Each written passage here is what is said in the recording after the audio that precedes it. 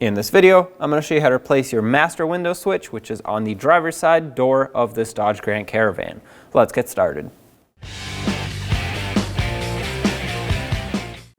To remove this window switch, take a trim tool and simply pry it up, just like this.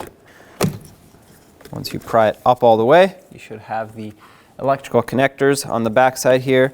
Press on the locking tab and pull this out. That one's a little stiff, so I'm going to make myself a little bit more space to grab onto it by removing this one. Now I can really press on it and wiggle it back and forth. This main connector will be quite stiff. Here is your old window switch. Take the new one and plug it in. Press the connectors on. Make sure they click. And this one. Slide it down. It has these little metal tabs that lock it in. So all you have to do is just line it up and press it in. Oops. There we go. Make sure you don't lock yourself out of the vehicle like that. And at this point, you'd want to test the functionality of it. Clearly, I know the locks already work. Test the windows and the mirror switch. Make sure it's all good. When only the best will do, demand TRQ.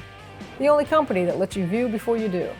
TRQ is committed to offering the highest quality aftermarket auto parts that are engineered for peace of mind. Thanks for using and viewing with TRQ.